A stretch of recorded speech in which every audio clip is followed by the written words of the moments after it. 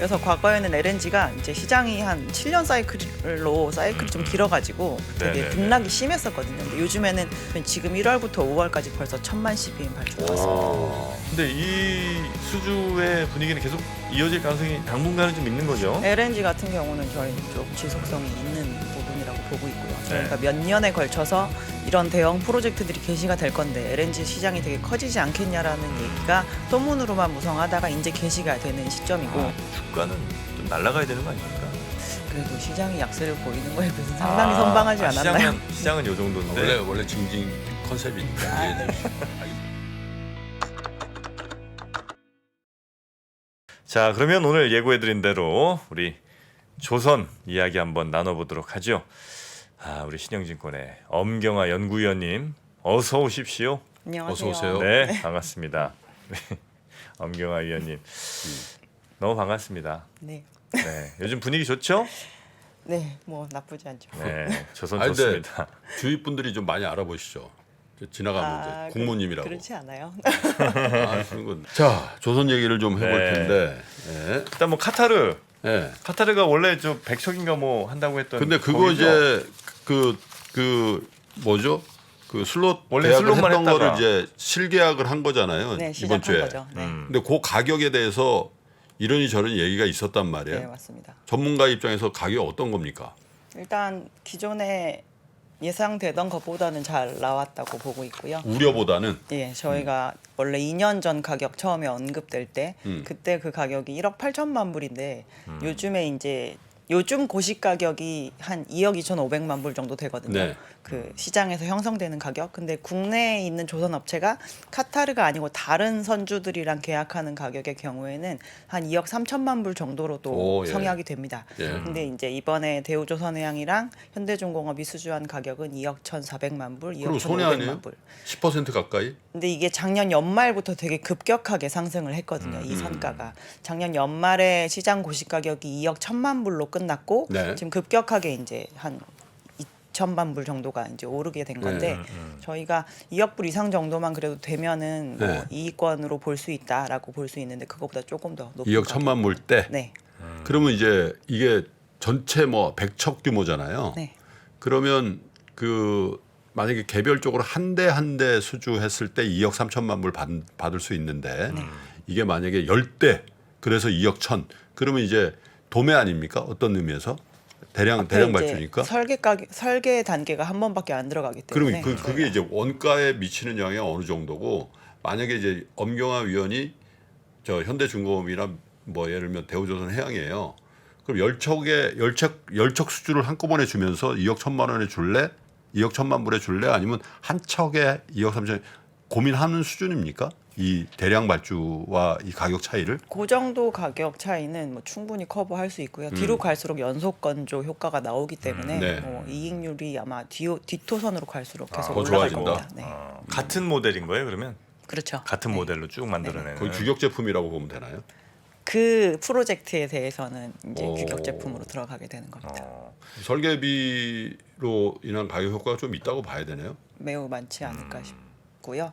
과거에 이제 저희가 뭐 컨테이너 선박 중에서 이렇게 처음으로 시도하는 기술이 들어가는 선박들 이런 것들이 한 번에 한 이제 10개, 12개 이렇게 발주가 되는 경우들이 있거든요. 네. 그러면 뒷토선으로 갈수록 이제 이익률이 이익이 커지고. 올라간다는 얘기를 많이 합니다. 조선 업체들이. 100척은 근데 몇 똑같은 년 동안 만드는 거예요?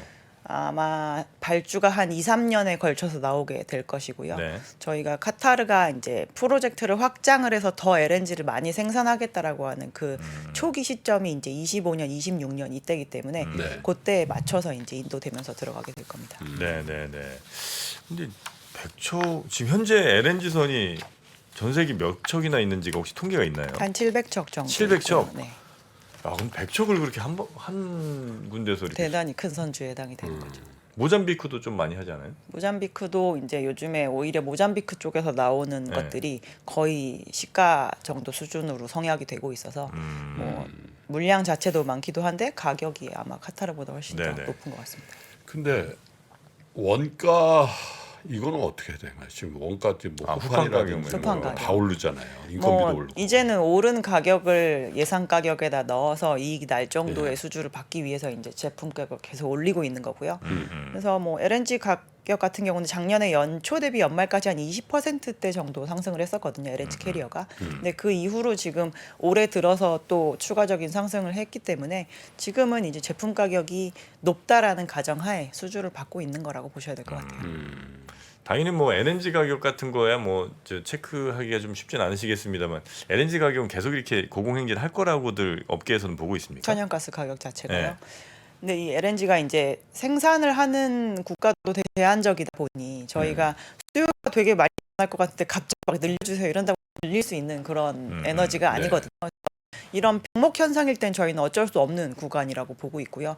원래는 통상적으로 이렇게 연평균 한 7% 정도 수요가 느는 시장이었었습니다. LNG. 근데 그게 과거에 이제 별로 많은 국가들이 쓰지 않을 때는 대표적으로 많이 쓰는 국가가 한국이랑 일본이었거든요. 그래서 네. 일본이 대단히 많이 쓰면 시장이 막 엄청 올라가고. 활성화됐다가 또 일본이 별로 안 쓰면 그 해에는 또 되게 죽어 있고 하니까 이제 이 모든 시장의 수요를 다 커버할 수 있을 정도로 오바 생산하지 않아요. 이 시장 자체는. 그래서 지금은 원래 LNG라는 게 그냥 가정용으로 쓰거나 아니면 파워플랜트 뭐 요거에 대한 한 2개 정도의 용처로밖에 안 썼었는데 그래서 시장이 어떻게 보면 좀 조용한 시장에 해당이 됐었는데요. 이제 요즘에는 이제 LNG를 뭐 연료로 쓰겠다라는 그런 니즈가 자꾸 많아지고 있는 상황이 되다 보니까 네. 좀 더 활발한 수요군이 새롭게 들어오는 건데 지금이 딱 변곡점이기 때문에 뭐 과거의 패턴에서 급격하게 벗어나서 모든 그 수요가 늘어나는 걸 다 받아줄 만큼 시장이 빠르게 대응하기 좀 어렵습니다. 그 LNG 가격은 어떻게 그렇게 보면 되면 공급자 시장이라고 봐야 되겠군요. 자, 수급에 의해서는 하방이 이제 좀 있는 높은 그런. 가격을 유지할 가능성이 높죠. 그렇군요. 그 700대가 전 세계 그 LNG 선이라고 했는데 그 700대는 대부분 한국 조선사가 만든 거겠네요. 한국 업체들이 반 이상 만들었죠. 네. 반 이상. 과거에는 일본? 일본이 자체적으로 워낙 수요가 많았었기 때문에 자선들. 일본에서도 많이 만들었었고요. 우리나라는 이제 전체적으로 봤을 때는 가장 많이 만든 국가에 해당이 근데 됩니다. 우크라이나 전쟁 때문에 어쨌든 그 러시아의 뭐 가스나 오일의 어떤 그 금수 이런 것들 때문에라도 다른 유로존에서 다른 지역에서 가스나 혹은 오일을 실어 와야 되는 수요는 네네. 당연히 있을 것 같으니까 특수가 있지 않겠냐 이런 생각들도 좀 있어요. 그래서 이제 이 카타르가 이번에 늘리는 이 일부 물량 중에서 일부를 독일과 계약을 한 바가 있고요. 저희가 가스는 개발 프로젝트를 계획을 해 놓은 다음에 예를 네. 들어서 뭐 한 100만 톤 정도 생산할 수 있는 프로젝트다라고 하면 어느 소비자한테 팔아야지라고 이렇게 좀 결정이 되고 네. 나야 그 개발 개시를 시작을 하거든요. 그러겠죠. 그래서 이제 그게 좀 빨라지는 거죠. 저희가 줄 서 있는 프로젝트는 사실 많은데 뭔가 수요자에 대한 가시성이 없게 되면 그러면은 이걸 개발을 그냥 시작하긴 좀 어렵거든요. 예. 근데 요즘에는 이제 그런 계약 개시들이 좀 잘 되니까 오히려 개발하기가 좀 편해진 부분이 있습니다. 예. 그러니까 그 700대에서 예를 들어 연 7% 상승이라고 하면 연 5대씩 정도 더 추가되면 이제 대충 맞는 거잖아요. 네. 그런데 지금 나오는 거는 아니 배수가 그런 게 아니라 LNG 시장 자체가 그런 얘기 아니에요. 그러니까 LNG 시장이 7% 성장하게 되면 거기에 이제 실어 나르는 배들도 50대 7%라고 하면 50대죠. 50대구나. 700대잖아. 아 그러네. 50대씩 쏟아져 나와야 되네, 그죠? 그렇죠. 아니 국무님 나오니까 멍해지네. 왜 저도 멍해졌는지 모르겠어요. 아니 박근영 부장할 때는 그렇게 파리파리하더니. 부모님 나오면 제가 정신이 혼미해집니다. 아, 네. 사과드리겠습니다. 아, 참. 7대 만들면 조선사들 다 죽겠. 5대 참. 그 우리나라 조선사들이 LNG 1년에 만들 수 있는 게 몇 대 정도 되는 거예요? 꾸준하게 한 60대 정도 만들 수 있습니다. 그래요? 그럼 대충 거의 계속 맞네. 풀로 만들어야 되네, 그죠? 그럼 다 팔리겠네. 그래서 과거에는 LNG가 이제 시장이 한 7년 사이클이 좀 길어가지고 많이 만들 때는 1년에 막 30척만 쏟아져 나와도 진짜 많이 나왔다라고 얘기해다가 막 10척도 안 나올 때도 있고 막 이러면서 되게 네네네. 등락이 심했었거든요. 근데 요즘에는 작년에도 60척대 발주가 나왔었는데 올해 지금 그냥 전체 캐파 기준으로 하면 작년에 1,300만 그 CBM이 발주가 나왔으면 지금 1월부터 5월까지 벌써 1,000만 CBM 발주가 나왔습니다. 그래요. 좋습니다. 뭐 근데 이 수주의 분위기는 계속 이어질 가능성이 당분간은 좀 있는 거죠. LNG 같은 경우는 저희는 좀 지속성이 있는 부분이라고 보고 있고요. 저희가 네. 몇 년에 걸쳐서 이런 대형 프로젝트들이 개시가 될 건데 LNG 시장이 되게 커지지 않겠냐라는 얘기가 소문으로만 무성하다가 이제 개시가 되는 시점이고 이게 또 LNG 마켓 자체가 이제 수요자가 좀 들쑥날쑥한 시장이었었는데 네. 이제 유럽이라는 큰 그 수요자가 네. 시장에 이제 등판을 하는 거잖아요. 그래서 좀 지속 가능한 부분이라고 보고 있습니다. 됐습니다.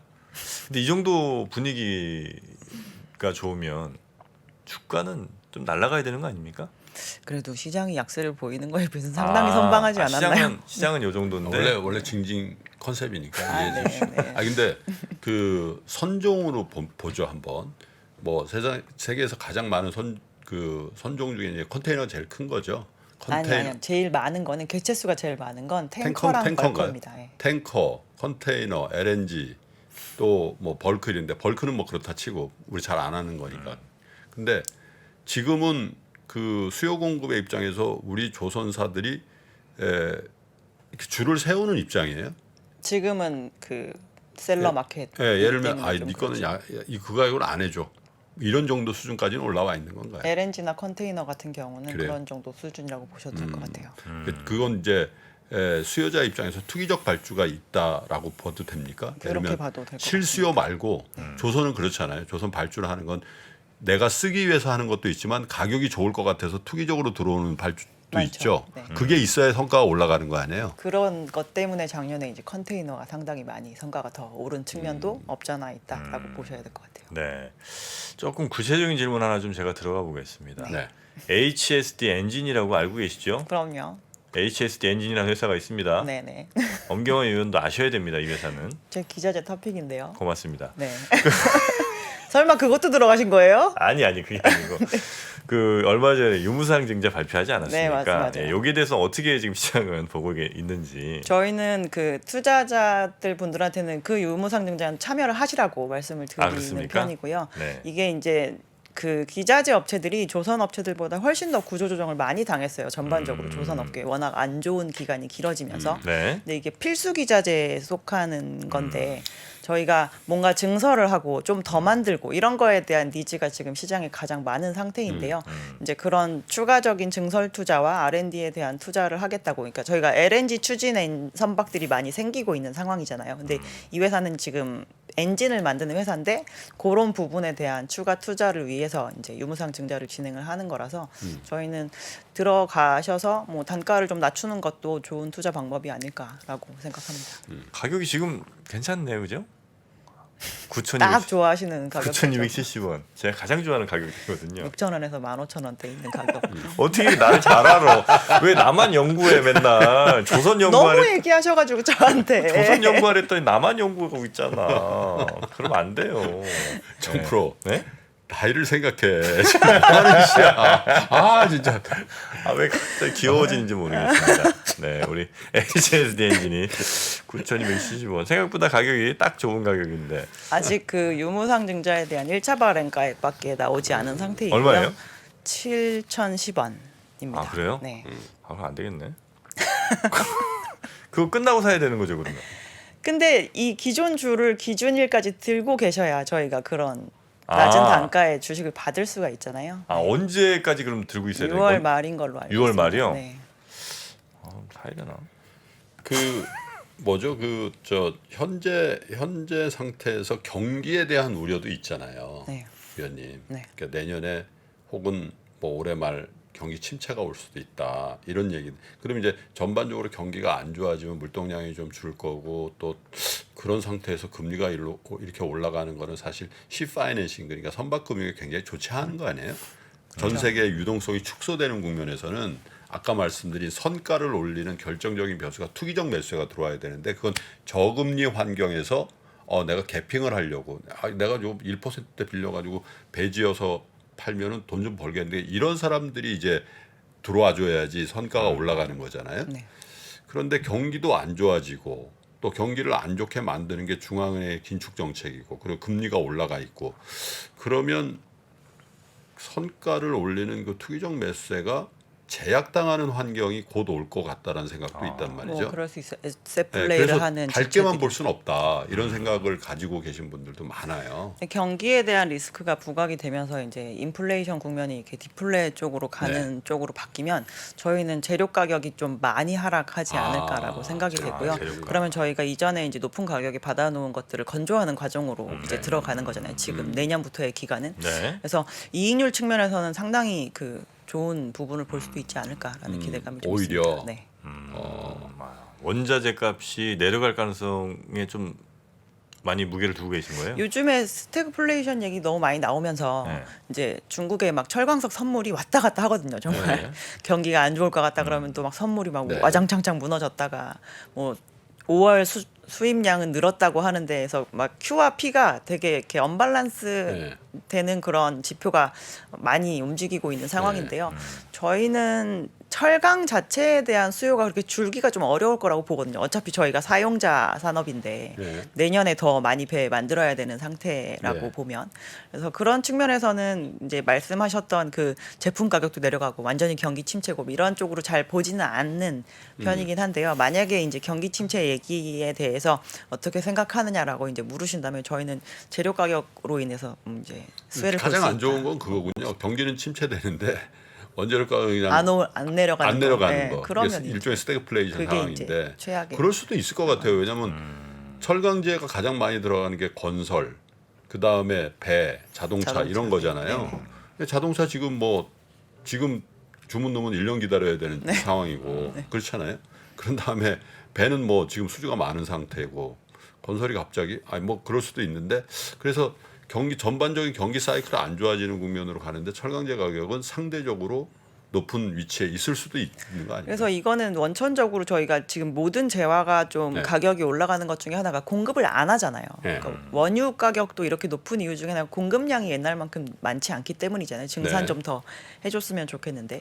그래서 이거는 전체적으로 좀 공급을 더 해주는 측면에서 해소가 돼야 될 것 같고요. 그러면 철광석 이제 마이닝 업체들 같은 경우들도 더 브라질과 호주 이런 데서 더 생산을 캔다. 해줘야 된다라는 얘기가 나와서 프라이스가 조금 무너지게 됐을 때 차라리 볼륨을 취해서 전체적으로 좀 시장에서 뭐 기존에 막 마진이 60%였으면 한 30%만 남기고 오히려 더 많은 걸 파는 쪽으로 그렇게 방향을 틀어야지 아마 해소가 되지 않을까 네. 싶습니다. 러시아의 관계에서 돈 뗀다라는 얘기 뭐 그런 얘기도 일부 있었잖아요. 뭐 그건 어떻게 대우조선해양이 일단 해지 공시를 한 예. 상황이잖아요. 그거 그래서 어떻게 반영합니까? 그게 돈을 내야 저희가 받아야 되는 그 기간이 이렇게 딱 정해져 있거든요. 계약을 네. 하면. 근데 그때 이제 지불이 이루어지지 않으면 일단 무조건적으로 그렇게 해지 공시를 하게 됩니다. 그래서 아마 그때 세 척의 LNG 캐리어 중에서 예. 한 척만 공시를 했는데 나머지에 대해서도 진행이 되다가 지불을 해야 되는 시기에 지불이 안 되면 예. 그 부분에 대해서는 분명히 그 저희가 또 추가로 해지했다는 공시를 러시아 선주가 예를 들면 세척을 했는데 네네. 짓고 있는 거죠. 네 짓고 있습니다. 짓고 있는데 저쪽에서 그러니까 마일스톤으로 돈 받아야 될 뭐 선수금 받았을 거고 뭐 마일스톤에 의해서 네네. 받는데 그 마일스톤을 못 지키면 해지 공시가 나오는 네 거예요. 무조건 나와야 됩니다. 저쪽에서는 스틸 내가 결제 때문에 그런데 나 살 거야 이러고 있어도 해지 권한이 우리 선주 저희가 해지했다고 이제 공시를 상대방한테 해야 되는 거죠. 예, 저희 우리 해지했다. 그러면 이제 법적으로 관계가 끊어지고 우리가 그걸 다른 데 팔 수 있는 권리가 있습니까? 비정상적인 이제 결제 관계가 되었으니까 이게 뭐 저희는 어쨌든 이제 아마 조선업체를 지을 텐데 짓는 사이에 해결을 하지 못하면 조선업체가 소유권을 갖습니다. 그러면 다른데 팔면 되고요. 그래서 그 러시아 물량은 아니었지만 그 즈음에 이제 현대사모중공업이 그 그러니까. LNG 캐리어에 수주했다가 아직 건조를 시작을 안 했는데 상대방이 1차 네. 선수금을 지불을 못 해가지고 네. 해지가 된 사례가 있거든요. 네. 해지되고 그 계약 그대로 통째로 다른 데다 갖다 팔았는데 네. 하루 만에 그때 한 400억 정도 돈 더 올려서 오. 계약했죠. 계약금도 받고. 처음에 계약할 때 이제 그쪽 선주한테 받은 계약금 이렇게 몰치가 되는 거고요. 몰치되고 또 두 번째는 그냥 가격 올려서 400억 더 새로운 받고. 계약입니다. 예. 대박이네요. 앉아서 돈 버는 케이스에 해당이 되죠. 아니 이 조선 이쪽은 항상 제가 궁금한 게 LNG 가격이 올랐을 때도 조선이 좋을 수도 있잖아요. LNG 가격 상승이. 카고의 밸류가 올라가는 그렇죠. 건. 네. 그리고 원자재 가격이 하락하는 것도 조선에 좋을 수도 있잖아요. 네. 그리고 뭐 수주 대기가 많다든지 아니면 뭐 업계가 구조조정 됐다든지 뭐 좋은 그러니까 가격이 잘 올라갈 수 있을 여러 요소들이 있을 것 같은데 그 중에 제일 센 거부터 보면 뭐가 좀 있습니까? 일단 수요자가 많아지는 게 제일 수요자? 중요하고요. 예. 그걸 이제 수주가 많아진다는 배를 거죠. 사고자 하는 니즈가 많은 거. 네. 저희가 그 선박 시장의 움직임은 제일 처음에 운임이 움직이고 그러고 나면 중고선 시장이 거래량이 활발해지면서 중고 가격이 올라가고 네. 나중에는 그게 이제 신조 쪽으로 거래량이 옮겨오면서 나중에 신조 가격이 올라가는 게 전체적인 흐름입니다. 그럼 신조까지 올라가면 이제 시장 끝이에요 한번 사이클이. 그래서 여기서 이제 볼륨이 유지가 돼야지 저희가 가격이 계속 빠지지 않고 가는 네. 건데요. 네. 수주량 자체가 탁 줄어든다라고 하면 후행적으로 가격이 나중에 뒤늦게 따라서 내려가게 됩니다. 아, 대충 요런 사이클이 이제 한 번씩 있겠군요. 운임 올라가고 중고선 올라가고 신조가 올라가고 쭉 그쵸. 쫙쫙 가다가 이제 그때부터 또 운임 또 떨어지고. 경기 사이클이 또 있으니까. 그렇죠. 수요는 사실 경기에 따라서 왔다 갔다 하지만 저희가 배에 대한 공급 투자는 사람이 하잖아요. 네, 네, 그래서 네. 그게 이제 공급에 의해서 그런 사이클이 근데 이제 형성이 좀 되는 편이 있죠. 2004, 5, 6년도 혹은 7년도 초반까지 조선 빅 사이클이었잖아요. 그죠? 그때 이제 중국에서 워낙 뭐 큰 수요가 있었고. 네. 근데 경기가 뭐 금융위기 때문에도 그렇지만 2007년도 말부터 2008년도 들어오면서 확 꺾이면서 조선주도 확 꺾어버렸잖아요. 제가 정확히 기억하는 게 2007년 10월이 그 수주량의 고점이었었거든요. 그렇죠. 그리고 선가의 고점은 2008년 10월이었습니다. 네. 근데 조선주는 2007년 10월에 고점 찍고 빠져버리죠. 그때부터 예, 네. 그 다음에 쭉 빠져버리죠. 선가 오르는 동안에도 계속 빠졌던. 지금이 기억이 그러면 뭐 오른 것도 별로 없는데 지금이 어느 시점이라고 보세요? 저희는 2004에서 2005년 사이 정도라고 봅니다. 그럼 어떻게 그러면 되는 거예요? 3년 동안 2, 3년 동안은 그냥 날아가는 거예요? 계속 국모님이시네. 그렇게 길까는 잘 모르겠지만 네. 뭐 요즘에는 이제 저희가 바라보는 게 그때 사이클은 아까 말씀하신 거로 중국에서 워낙 큰 수요가 있었던 그 조금 다른 수요 시장이었었잖아요. 근데 저희가 지금 바라보는 건 이제 대규모의 교체 수요에 대한 얘기를 하는 거니까 그게 시장에 실질적으로 쏟아져 나와 주느냐가 일단 제일 중요하고요. 이제 그거를 조금 빨리 보여준 게 컨테이너 시장이었던 것 같아요. 저희가 원래 규제가 바뀔 때는 선주들이 취하는 가장 그 기본적인 스탠스는 관망입니다. 네. 뭔가 결정이 날 때까지 발주를 안 해서 오히려 거래량이 되게 위축되어 있어야 되는 게 정상인데요. 네. 그런 측면에서는 벌커 탱커 선주들은 딱 그 스탠스를 취하고 있어요. 네. 정말 발주가 없습니다 요즘에. 근데 작년에 돈을 못 번 것도 아닌데 벌크 선사들까지 왜 이렇게 발주가 없나요?라고 저희가 물어봤을 때 저희가 전기선의 성격을 갖는 컨테이너 그리고 LNG 이런 것들은 이 배가 어느 항만에 기항을 할지가 미리 정해져 있잖아요. 그래서 저희가 LNG 추진선으로 발주를 하면 그 항만에만 그 체제를 갖추고 있으면 그러겠죠. 됩니다. 근데 부정기 선사, 그러니까 벌커 이런 거는 제가 제 배 가지고만 장사하는 거 아니고 시장에서 이렇게 잡아가지고 이쪽에서 잡아서 절로 보내고 이런 것도 하거든요.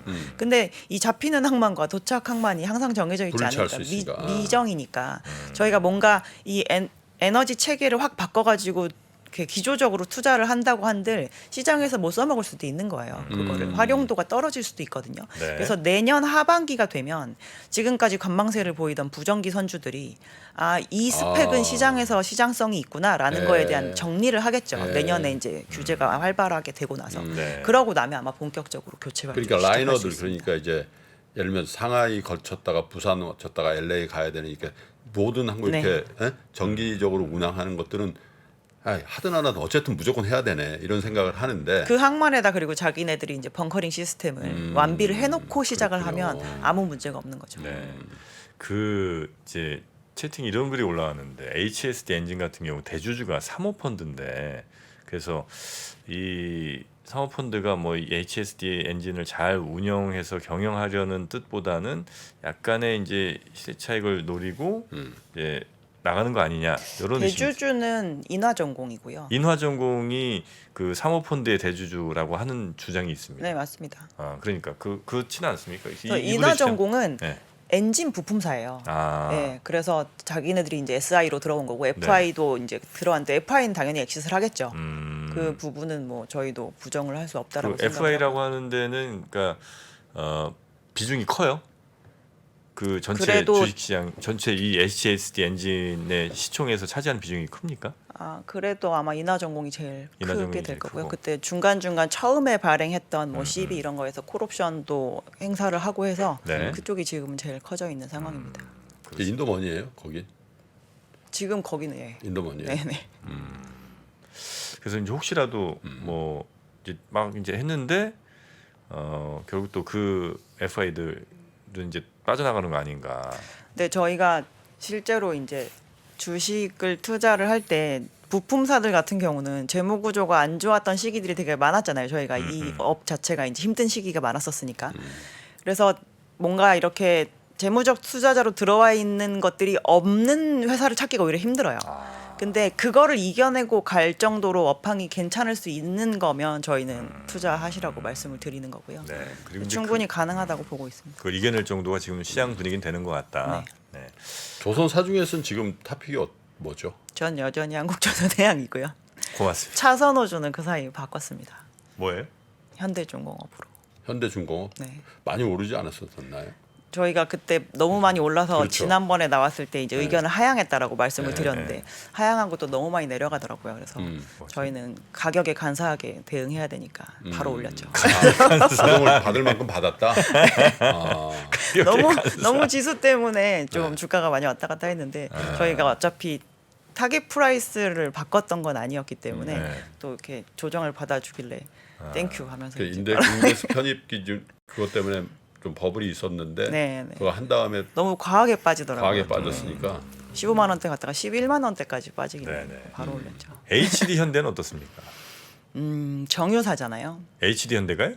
현대 오일뱅크를 가지고 있는 HD 현대는 회사이지 그거구나. 않습니까? 예, 지주회사이기도 하지만 더 좋은 거 아니에요? 정유 요즘 날라. 그래서 뭐 배당 계속 많이 받으시고 들고 계세요. 한국조선해양도 이제 사업 회사들이 배당하기 시작하면 배당 많이 주게 될 그렇습니까? 겁니다. 네, 맞습니다. 제가 의견을 게재할 종목은 아니지만 네. 그렇습니다. 그래서 저는 항상 이 호황기에 또 그 넥스트 다음을 항상 생각을 합니다. 예를 들면 귀여운 여인이라는 영화 보셨는지 모르겠습니다. 프리티 워먼. 줄리아 로버츠. 줄리아 로버츠와 남자 누구죠? 리처드 기어. 리처드 기어입니다. 리처드 기어가 그 극에서 역할이 뭐였을까요? 기억 못 하시는 분들이 많겠습니다만 뭐 사주는 역할 아니야? 막 이렇게 막 사주던데. 조선소 그때 이제 구조조정이 미국에서 막 이뤘거든요. 그때 이제 80년대 뭐 이때 아니겠습니까? 그래서 80년대 그 조선소가 막 망할 때 그 조선소를 쪼개갖고 막 여기저기 파는 게 그 사람 직업이었습니다. 펀드 매니저구나. 기업 그런 사냥꾼 거죠. 뭐 이런 거. 예. 벌처 펀드. 그런 것들 조선 또 애널리스트 하시니까 그런 영화 정도 한번 봐주셔도 좋겠습니다. 고맙습니다. 고맙다는 거야. 리처드 기어 얘기를 하고 싶었어요. 그렇게 해서 돈을 많이 벌었구나. 그렇습니다. 그래서 이제 줄리아 로버츠한테 많이 사주잖아요. 네. 그런 산업적인 흐름들 이거 놓치지 말아야 된다. 우리나라도 지금 굉장히 잘 나가고 있지만 이거 과연 언제까지냐? 이거 저는 본다는 겁니다. 고맙습니다. 그런데 그거하고 조선주는 별로 안 좋다는 얘기잖아. 그러면 전 넥스트 그런 날이 스텝을 온다는 거 쪼개 그걸 팔아야 이제 된다는 얘기야? 준비를 한다는 거죠. 한국조선해양이 언제 그런 일을 맞이할지는 모른다는 거. 아니 근데 아주 본질적인 얘기 하는데 여쭤보는데 모든 산업이 배는 필수품이잖아요. 전 세계에 배가 없을 수는 없잖아요. 네. 그죠? 네. 우리가 교역을 하는 한 배는 꼭 있어야 되는 건데 그럼 서플라이어 그러니까 배를 지어서 그 수요자에게 주는 조선사 있잖아요. 조선사는 원래는 유럽에 있다가 일본이 극성기를 하다가 한국에 와서 중국에 조금 중국이 이제 성장했고 그 외에 어떤 공급처가 신규로 들어올 수 있는 가능성이 있어요. 한국과 중국, 되게 일본에. 노력은 했던 것 같은데 그래서 실제로 이제 미포조선 같은 경우도 베트남에 야드를 따로 가지고 있고 뭐 그래서 동남아 일부 국가와 러시아도 사실 좀 시도를 많이 했고 뭐 인도 이런 데도 하려는 노력은 하는데요. 안 돼요? 효율이 일단 대단히 안 올라오고요. 인프라를 우리나라처럼 이렇게 열심히 갖추는 모양새도 보이지 않고 약간 구형의 그런 인프라에서 이게 노동 효율이 되게 잘 올라와야 되거든요. 근데 안 되더라고요. 그게 잘. 안 돼요. 네, 생각보다 안 되더라고요. 우리 조선소에 가면 대부분 외국인 근로자가 많다는데. 우리 조선소는 울산 지역 뭐 이런 데는 외국인 근로자도 좀 되게 제한적으로 써야 됩니다. 그래요? 네. 그 노조분들이 또 꼭 관리를 또 하시는군요. 네. 대신 이제 또 핵심 뭐 용접이라든지 이런 것들은 또 워낙 우리 기술진들이 아주 축적된 노하우가 아주 대단하지 않습니까? 네. 근데 그러면 몇몇 업체들 우리 조선 3사를 비롯해서 뭐 중국의 몇몇 일본의 몇몇 여기서 계속 그냥 과점 체제로 있다라는 전제하면은 그래서 오히려 일본은 이제 시장에서 점점 발을 빼고 있는 상황이거든요. 일본이요? 네. 안 된다는 거죠. 일본은 약간 조선과 해운이 내수가 되게 큰 나라였어가지고 이제 자기네들의 자국 발주 물량이나 이런 거에 조금 만족하는 그런 편이었었는데 2000년대 시장의 화두가 선박을 계속 대형화시키는데 그 트렌드를 따라가지 않았어요. 그래서 약간 자판기에서 이제 음료수 뽑듯이 스탠다드 모델 만들어서 저희가 드릴 테니까 이 중에서 골라서 사세요라는 그런 전략이었어요. 그런 전략이었는데 그게 안 먹힌 거죠. 유럽의 선주들 나름 배를 좀 크게 만들어줬으면 좋겠는데 맞춤으로. 이제 그러려면 도크 사이즈도 커야 되고 저희가 더 대형화 시키는 그 기술을 계속 개발해야 되는데 일본은 그런 스탠스를 취하지 않았습니다. 그래서 일본이 이렇게 자연스럽게 빠져나감으로 인해서 시장이 이제 완전히 빅2로 슬림화되어 있는 그 상황이고 일본의 그 무슨 조선사죠? 미쓰비시하고 합병한 그런 대형 조선사들의 주가는 안 좋습니까? 상장이 일단 되어 있는지도 좀 불투명한 상황이고 이 계속 합병을 하는데 이게 물리적으로 합병을 한다고 해도 야드들은 다 다른 데 있거든요. 아하. 그래서 아무 효율이 나지 않아요. 그렇게 합병을 한다고 하는데. 조선사의 합병은 네, 그런 네, 면이 있구나. 네. 공장을 이렇게 못 하니까. 그렇죠. 그래서 사이트를 한 군데를 모으는 게 아니니까 아무런 효율이 나지 않습니다. 그러네. 효율이 더 좋아지거나 뭐 구조조정을 하거나 이런 거 굉장히 어렵겠군요. 그럼 조선주. 네. 네. 당분간은 뭐 조선주 쭉 가겠습니다. 네, 한국 조선해양 탑픽이시고요. 여전히 변함없으시고요. 아무튼 오늘도 마음이 좀 편안해지는 그런 시간인 것 같습니다. 네. 근데 일단 경계 경보야. 왜냐면 조선의 국모님 나오시면 일단 조정을 좀 거치더라고. 그런가요? 묘하게. 그래요? 묘하게. 너무 늦게 부르시는 거 아니에요? 네. 조정 받을 때쯤 부르고 아니 그럼 나오고 전화를 주세요. 나오고 욕 먹고. 그렇지 그렇지. 아니 그러지 말고 오늘 내일 좀 나가야 될 것 같다. 전화를 주세요. 맞네. 그게 나았겠다. 네, 저한테 전화 바로 주십시오. 네. 전화번호 몰라요? 왜 몰라 또. 이런 얘기하면 우리 박 작가한테 전화 주시면 돼요. 박 작가님 오늘 아침 나오라 그러면서 어제 오후에 연락 오는. 그거 안 됩니다. 나오실 때 되면 연락 주십시오. 아니, 왜냐면 이제 조선주가 요즘에 굉장히 화제가 있고 막 그래. 뉴스가 많았죠, 뉴스가 이번 주가. 많아서 우리가 편성회를 하다가 네, 야 국모님 한번 전화해봐. 전화한 거예요. 알겠습니다. 좋습니다. 자, 오늘도 저희와 함께 조선에 대한 이야기 상세하게 친절하게 잘 풀어주신 조선의 국모 신영증권 엄경화 연구위원이었습니다. 대단히 고맙습니다. 감사합니다.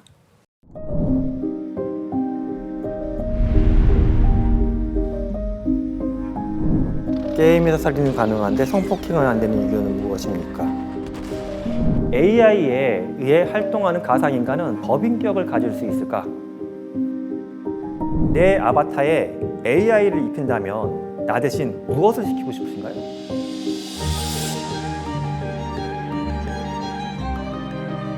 질문 자체를 만드는 걸 질문으로 드리고 싶었어요.